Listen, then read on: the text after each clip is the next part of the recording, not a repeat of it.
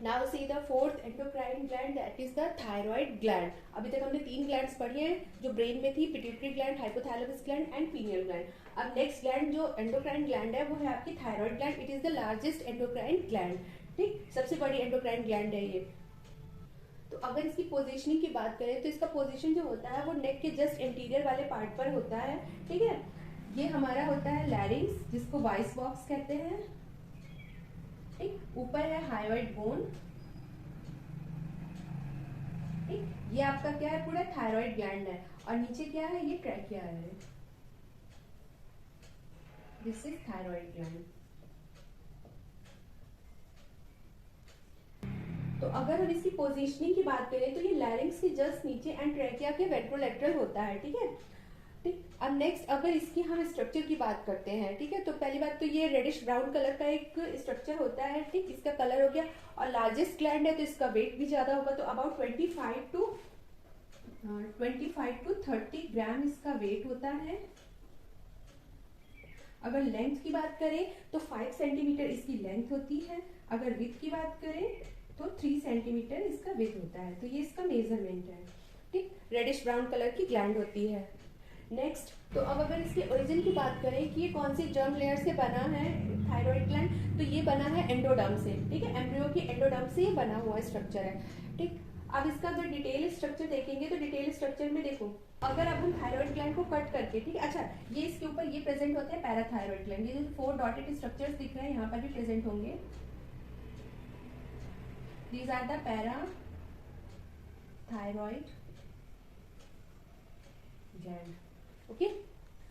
अब अगर हम थायराइड ग्लैंड को कट करें तो इसका इंटरनल ऑर्गेनाइजेशन हमको पता चलता है या इंटरनल स्ट्रक्चर पता चलता है। तो इसके इंटरनल स्ट्रक्चर में 2 तरीके के हमारे सेल्स कह सकिए प्रेजेंट होते हैं, follicle cells and stromal cells, ठीक। तो ये वाला स्ट्रक्चर जो आपको दिख रहा है ये बेसिकली इसका कट सेक्शन है, थायराइड ग्लैंड का कट सेक्शन है जो आपको इंटरनल ऑर्गेनाइजेशन के बारे में बताएगा, ठीक है। So next endocrine gland is the parathyroid gland. अगर इसकी लोकेशन की बात करें तो ये थायराइड ग्लैंड के पोस्टीरियर रीजन पे प्रेजेंट होते हैं। 4 पाउचेस लाइक ये स्ट्रक्चर होते हैं जो पोस्टीरियर साइड पे थायराइड ग्लैंड के प्रेजेंट होते हैं, ठीक। ये क्या है, थायराइड के फॉलिकल्स हैं, जिनको क्या कहते हैं, थायराइड फॉलिकल, थायराइड फॉलिकल, जिनमें क्या होता है, इनके ल्यूमेन में थायरॉक्सिन हार्मोन या थायराइड हार्मोन आप कह सकते हो रिजर्व रहता है, ये स्टोर रहता है, ठीक। अब ये क्या है आपका parathyroid gland, parathyroid gland. Parathyroid gland release करता है पैराथॉर्मोन हार्मोन, ठीक है। अगर हार्मोन की बात करें, पैराथॉर्मोन हार्मोन, जिसको कहते हैं PTH, पैराथॉर्मो हार्मोन, या इसका दूसरा नाम कॉलिप्स हार्मोन भी होता है, ठीक है।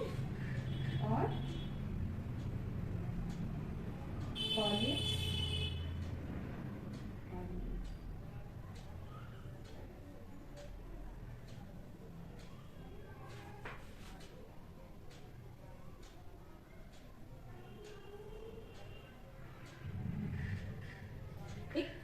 पैराथायराइड ग्लैंड रिलीज करता है पैराथॉर्मोन हार्मोन या कॉलिप्स हार्मोन, ठीक।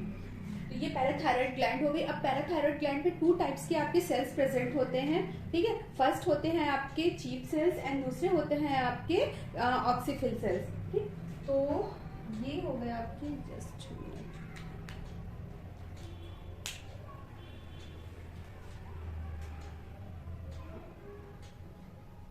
इन सेल्स को कहेंगे ऑक्सीफिल सेल्स, ठीक। और ये जो पूरे पैराथायराइड में आपके रहते हैं उनको कहते हैं चीफ सेल्स, चीफ सेल। अब अगर फंक्शन की बात करें तो जो चीफ सेल्स होते हैं बेसिकली क्या करते हैं, ये हार्मोन को सीक्रेट करते हैं और साथ साथ में सिंथेसाइज भी करते हैं, यानी यही फॉर्मेशन करते हैं पैराथॉर्मो हार्मोन का या कॉलिप्स हार्मोन का, और सिंथेसिस के साथ साथ में सीक्रेशन का भी फंक्शन करते हैं। ऑक्सीफिल सेल्स का फंक्शन अभी अननोन है, इसका अभी प्रॉपर फंक्शन नहीं पता है, ठीक।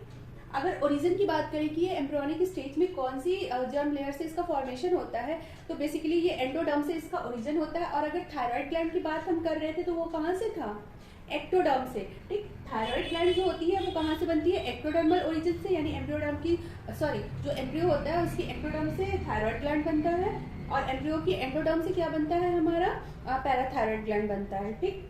इसके साथ साथ में जो टिश्यू फ्लूइड होता है जो आपके ब्लड वेसल के पैरेलल जो है रन करता है, उसमें क्या करता है फॉस्फेट आयन और कैल्शियम आयंस के बैलेंस को क्या करता है, ये मेंटेन करता है। यानी कि टिश्यू फ्लूइड में कैल्शियम और फॉस्फेट आयंस के बैलेंस को कौन मेंटेन करता है, पैराथायराइड ग्लैंड मेंटेन करता है, ठीक। अब अगर प्रॉपर अमाउंट में ये बॉडी में ना रिलीज हो तो उससे भी क्या होता है, बॉडी में कुछ डिसऑर्डर्स होते हैं, फटाफट देख लेते हैं वो कौन कौन से डिसऑर्डर्स होते हैं।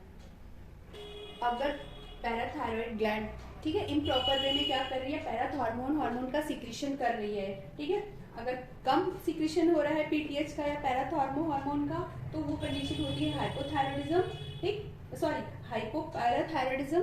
और अगर सिक्रीशन ज्यादा हो रहा है पीटीएच का या हार्मोन का या कॉलिप्स हार्मोन का, तो वो कंडीशन कहलाएगी हाइपरपैराथायराइडिज्म, ठीक।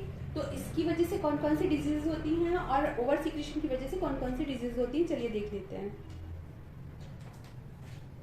First one is the hypocalcemia and second one is the tetany. अगर ठीक हार्मोन या पीटीएच हार्मोन जो है कम रिलीज हो रहा है तो पहली कंडीशन बनती है हाइपोकैल्सीमिया। हाइपोकैल्सीमिया का मतलब हो गया, हाइपो का मतलब ही होता है क्या, लो, ठीक है। तो कैल्शियम लेवल जो होता है आपकी बॉडी में कम हो जाता है और फॉस्फेट आयन जो होते हैं वो क्या हो जाते हैं, ब्लड में ज्यादा हो जाते हैं, जिसकी वजह से जो क्रैम्प्स महसूस करते हो मसल्स में, बॉडी में, ठीक, वो इसी वजह से आते हैं कि आपके ब्लड में क्या हो जाता है, कैल्शियम आयन जो होते हैं रिड्यूस हो जाते हैं, लो लेवल हो जाता है उनका, लेकिन फॉस्फेट आयंस जो होते हैं वो क्या हो जाते हैं, वो उनका कंसेंट्रेशन जो होता है वो ज्यादा हो जाता है। इसी की वजह से एक्सेसिव स्वेटिंग आती है आपके, ठीक है। टिटैनी में क्या हो जाता है, इसमें भी नर्व्स में, मसल्स में क्रैम्प्स आपको देखने को मिलते हैं, साथ साथ में फेस में और आपके लैरिंग्स में एंड हैंड्स और फीट में भी क्या होता है, कॉन्ट्रैक्शंस आने लगते हैं, हाथ और पैर में जो हल्की हल्की झुनझुनी जैसी लगने लगती है, ठीक है। तो वो क्या किसकी वजह से लगती है, हाइपोपैराथायराइडिज्म की वजह से, यानी कि पैराथार्मो हार्मोन जो है वो अच्छे से रिलीज बॉडी में नहीं हो रहा है, ठीक है। नेक्स्ट आपका हाइपरथायराइडिज्म से कौन कौन सी डिजीज होती है, चलिए देख लेते हैं। First one is the osteoporosis,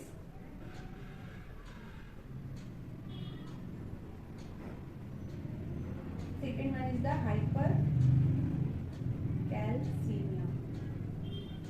ठीक। तो ऑस्टियोपोरोसिस में क्या होता है, ऑस्टियोपोरोसिस में बेसिकली डीकैल्सिफिकेशन या कह सकते हो डिकेइंग ऑफ बोन्स से स्टार्ट हो जाता है। बोन्स बहुत हल्की हो जाती हैं, ठीक है, उनकी डेंसिटी कम हो जाती है और वो बहुत फ्रेजाइल हो जाती है, यानी कि वो बहुत जल्दी से टूट भी सकती हैं, ठीक। इसके साथ साथ में जो नर्वस सिस्टम होता है, जो नर्व सेल्स होती है वो भी क्या हो जाती हैं, डिप्रेस्ड हो जाती हैं, ठीक, वो अच्छे से काम नहीं करती हैं, ठीक, उनकी एक्टिविटी जो होती है वो लो हो जाती है। हाइपरकैल्सीमिया में भी क्या होता है, यहाँ पर जो कैल्शियम लेवल होता है वो ब्लड में बहुत ज्यादा हो जाता है, ठीक है, इस जो कि क्या है, यूरिन से पास होने लगता है, जो कैल्शियम होता है वो यूरिन से पास होने लगता है और इस कंडीशन को कहेंगे हाइपरकैल्सीमिया, ठीक। ये डिसऑर्डर्स हो गए पैराथायराइड ग्लैंड के। अब नेक्स्ट हम ग्लैंड पढ़ेंगे, that is the thymus gland, ठीक है।